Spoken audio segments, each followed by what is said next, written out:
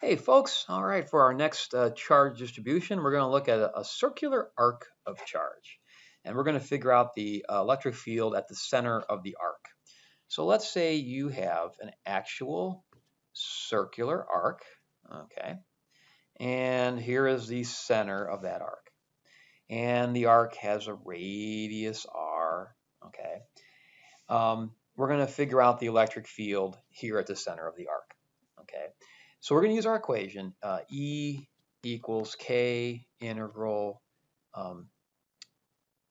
dq over r squared r hat, okay? Here, we're going to need the r hat, okay? So we have to think about this a little bit. So let's say that I had a little dq right there. So that's one little chunk of my arc. So that's got a charge dq, and it's got a length dl, okay? Well, that's going to make a little electric field that way. I'll call that dE. Okay, so that's one of the little chunks of electric field. Let's say I have another dq down here, right? Well, that's going to make an electric field that way. I'll call that dE2, okay? So if you notice, assuming that we put our this line right here at the center of our arc, there's an equal amount of charge above and below that line, which means these electric fields have x and y components. Well, we're only concerned with the x component because the y components are all going to cancel, okay? So if you imagine here's this radius for this first dq, and that's theta, okay? Now that will vary, right? For instance, if you have this dq up there, theta is different, okay? But for r hat, what we're going to do is we're going to put in, we want the horizontal component of the electric field. Well, that's cosine of theta, okay? Now how about our radius here? Well, this problem is kind of nice because no matter which dq I look at along this arc, the radius is always the same. It's always big R. That's a constant. So if I rewrite my equation, I get k, the integral of dq over big R squared cosine of theta. Now, we've got two variables. R is constant, but we still have dq and we have cosine of theta. Those are both variables, okay? So I have to somehow eventually get those related together, okay? Well, let's look at dq, okay? So let's say I take this and I blow it up. So here's a magnified view of that. So that's dl, right? And it's got a charge dq, and here's the radius, and this would be d theta, right? That would be a small chunk of the angle, okay? Well, looking at geometry, let's forget about dq for a second. Looking at geometry, how does dl, r, and d theta relate? Well, if I gave you a part of a circular arc and I said the angle's theta and the radius is r, how would you find the arc length? Well, you would say r times theta. Well, same thing here. dl is equal to r times d theta. It's a great review from first semester, right? So we've got that. Now, so what? How does it help me with dq? Well, I know that the line charge density lambda, which this is still a line. It's a linear charge density. That equals dq over dl. Okay, oh, I'll make this a small q, sorry, which equals q over L. Okay, so what I'm going to use is I'm going to use this part of this, and I'm going to say dq is lambda dl.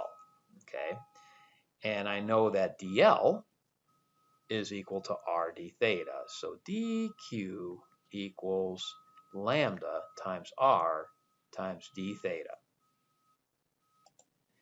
All right, so that's a lot of work, but now that we got that work, okay, and we've done that work, now we can go back to our integral, okay, and you get the following. You get k, the integral. What's dq? Well, it's lambda r d theta. Lambda r d theta divided by r squared cosine of theta. Now, lambda is a constant. That's the linear charge density of your arc. And r is a constant. Oh, and by the way, you might notice one of them even cancels, right? So if we pull that out, you get k times lambda over r. And what are exactly we integrating? We're integrating cosine theta d theta. All right, we have one variable now, the angle. That's our one thing that we're integrating.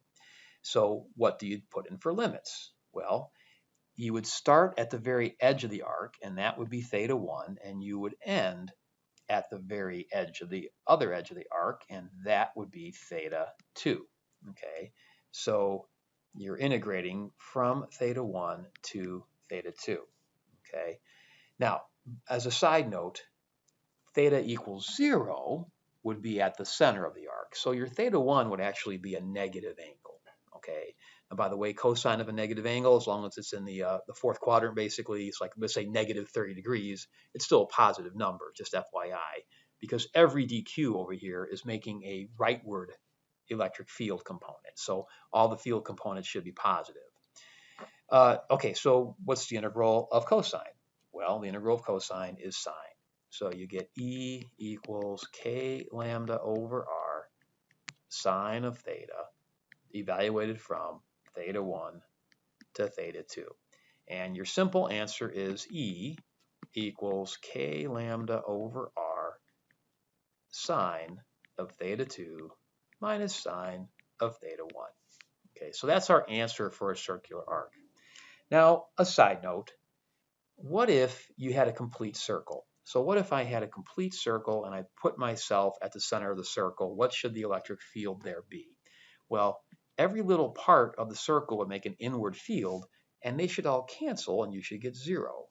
Well, if you make your theta 2 360 degrees and your theta 1 0 degrees, because you're doing a full circle, so 0 to 360 degrees, well, the sine of 0 is 0, and the sine of 360 is 0, and you get 0 minus 0, and you get an electric field of 0, okay, which makes sense. Okay, so we kind of know that our equation's working.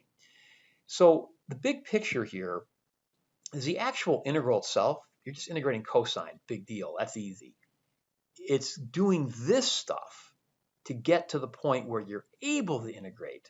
That's where the work comes in. That's where the effort comes in. To getting to a point where you have only one variable to integrate, that's the part that we all need to work on. All right, I'll see you on the next example.